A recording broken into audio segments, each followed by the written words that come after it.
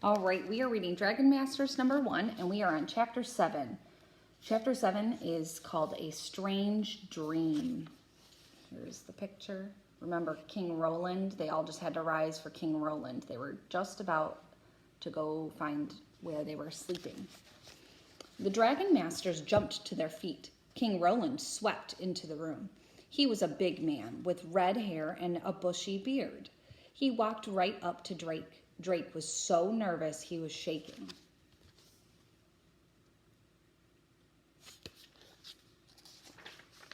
"This is my new Dragon Master?" he asked.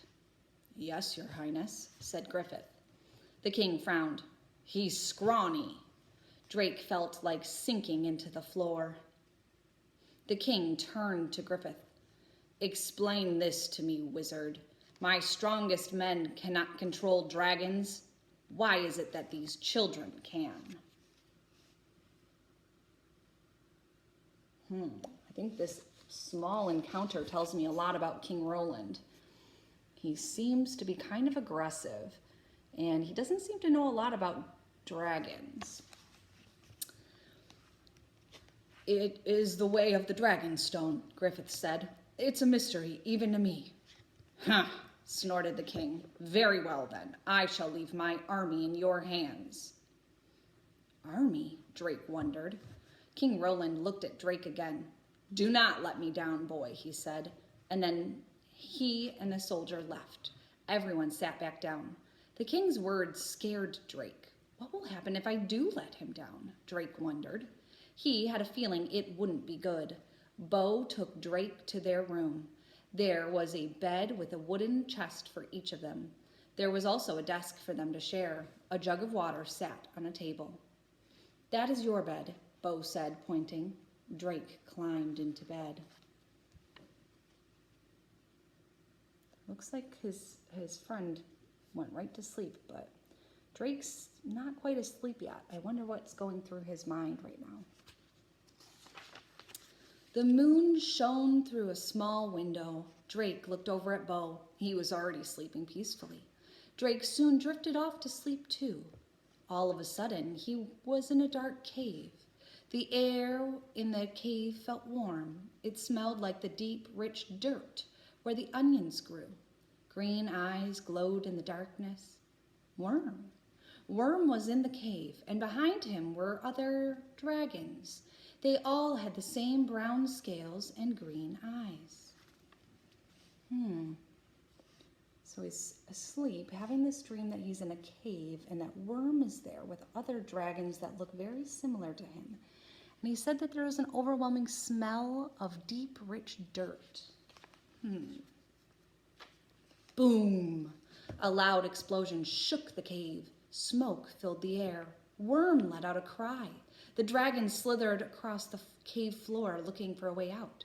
Drake woke up in his bed, dripping in sweat. That was some nightmare, he thought. It felt so real. Why do you think it felt so real to him? What could it have been? I'm going to read one more chapter, Chapter 8, Flying Practice. After breakfast the next morning, Drake went back underground with Griffith and the other Dragon Masters. "Why do we train all the way down here?" Drake asked as they walked. So this is kind of a cool picture because it's a cutaway. So you can see all the rooms up here. You can see that this is the basement, right, at the very bottom of that building. "Don't you know," Rory said, "we're a secret. No one knows the dragons are here. No one knows the Dragonstone is real, and no one knows about us." Drake looked at the wizard. "It's true," Griffith said. "The king does not want others to know about dragons." "Because he's building a dragon army?" Drake asked. "That's the king's business, not ours," said Griffith. He opened the door to the hallway of dragon caves. "Collect your dragons. We are going outside today." "Hooray!" yelled Anna, Rory, and Bo.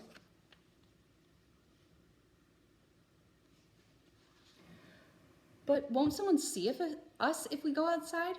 asked Drake. "No, we'll be hidden by the Valley of Clouds," said Anna. "Hurry, go get Worm." Drake ran through the winding hallway to Worm's cave. Worm raised his head and looked at him. It reminded Drake of his nightmare, and he shivered. "Come on, Worm, we're going outside," Drake said as he opened the gate. Worm crawled out of his cave. Griffith led them all down a dark tunnel. So there's Worm. The tunnel opened up into a bright field of grass. Tall hills rose up on all sides. "The sun!" cheered Anna. She twirled around. Drake looked up at the sun and smiled. "So what do we do out here?" he asked. Anna grinned. "We fly," she said, and she patted Capri on the head. "Show 'em, girl."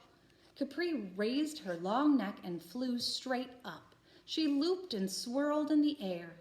Drake watched her, shading his eyes from the sun. He had never seen anything like it. That looks very majestical. "Wait till you see Vulcan fly," Rory said. "Vulcan, circle!" Vulcan flapped his big red wings. He flew up into the sky and circled the field. "Wow," Drake said. He looked over at Bo. "Your dragon doesn't have wings, but can she fly too?" he asked. Bo nodded. "She does not need wings," he said. "Shu, please fly." Shu floated up off the grass. "It's like she's swimming through the air," Drake said. "Yes," said Bo. "How Shu flies is very much like how one swims. She can ride the winds."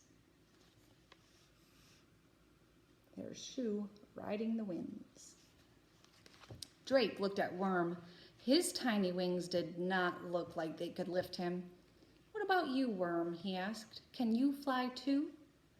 Worm just stared at Drake. He didn't flap his wings.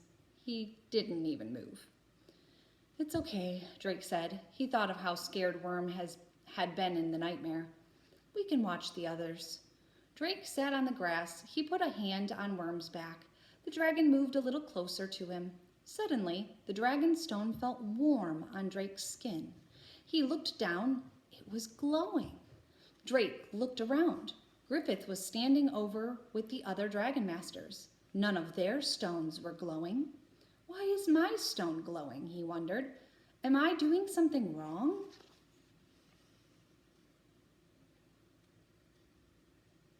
Why do you think his stone was glowing?